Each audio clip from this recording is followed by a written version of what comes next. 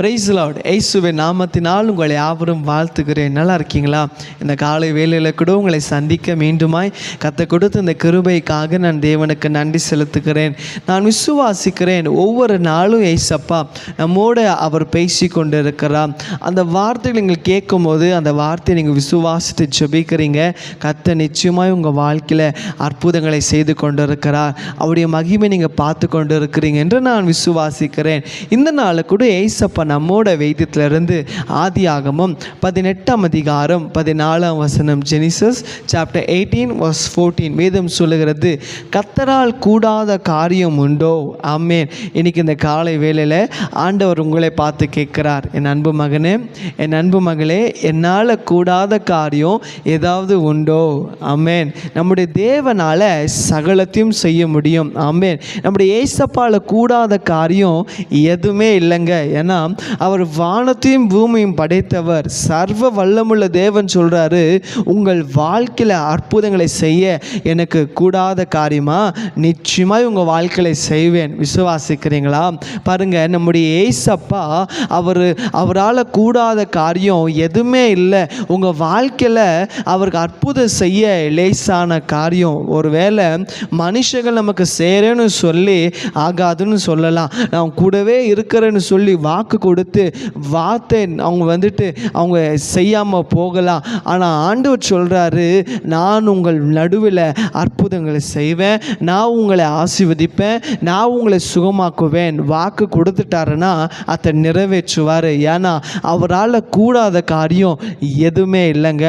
அந்த தேவன் இன்னைக்கு உங்களை பார்த்தான்னு சொல்லுகிறார், உங்கள் வாழ்க்கையில் இருக்கிற பிரச்சனையை என்னால் மாற்றக்கூடும், உங்கள் கண்ணீரை தொடிக்க என்னால் கூடும், உங்கள் வியாதியை சுகமாக்க என்னால் கூடும், உங்கள் கடனை நீக்க என்னால் கூடும், உங்கள் வாழ்க்கைக்கு சத்துவின் கிரியைகளை நீக்க என்னால் கூடும்.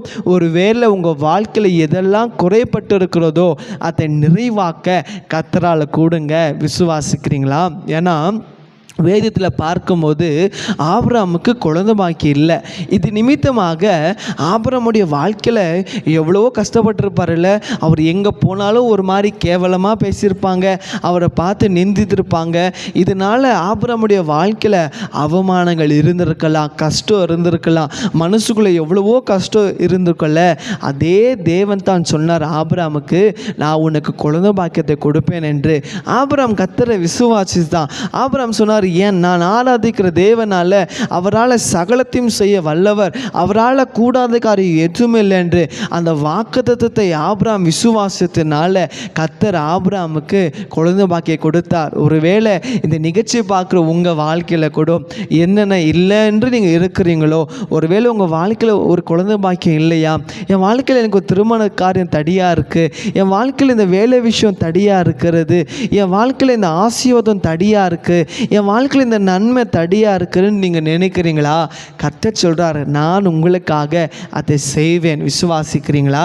தேவனால் கூடாத காரியம் ஒன்று இல்லைங்க, அவரால் எல்லாமே செய்ய கூடும். ஆமென். இன்னைக்கு நீங்கள் விசுவாசிங்க.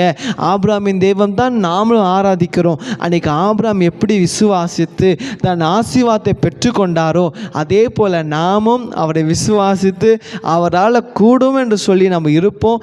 நிச்சயமாய் கர்த்தர் உங்கள் வாழ்க்கையில் அற்புதங்களை செய்வார். காரியங்களை ஆண்டவர் உங்களுக்கு ஜெயமாய் முடிசூற்றுவார். இந்த மாதம் முடிவதற்குள்ளாக நீங்கள் நிறைய பேர் சாட்சி சொல்ல போகிறீங்க, நான் கர்த்தரை விசுவாசித்ததுனால கர்த்தர் என் வாழ்க்கையில் ஒவ்வொரு நாளும் அற்புதங்களை செய்வார் என்று நீங்கள் சொல்ல போகிறீங்க.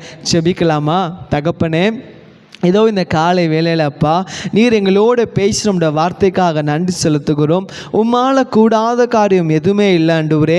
எங்கள் வாழ்க்கையில் இருக்கிற பிரச்சனைகளை மாற்ற உம்மால் கூடும், எங்கள் வாழ்க்கையில் இருக்கிற வியாதியை குணமாக்க உம்மால் கூடும், எங்கள் வாழ்க்கையில் இருக்கிற போராட்டங்களை நீக்க உம்மால் கூடும், எங்கள் வாழ்க்கையில் இருக்கிற எல்லா குறைகளை நீக்க உம்மால் கூடும், எங்களை ஆசீர்வதிக்க உம்மால் கூடும். அப்பா, நான் விசுவாசிக்கிறேன். இந்த வார்த்தை கேட்டு நம்பிக்கையோடு ஜெபிக்கிற ஒவ்வொரு பிள்ளை பிள்ளைங்க வாழ்க்கையில் இந்த வேலையில் அற்புதம் நடக்கபடியாக நாங்கள் ஜெபிக்கிறப்பா. ஆண்டவரே இயேசப்பா, அவங்க வாழ்க்கையில் நன்மை உண்டாக்கபடியாக நாங்கள் ஜெபிக்கிறப்பா.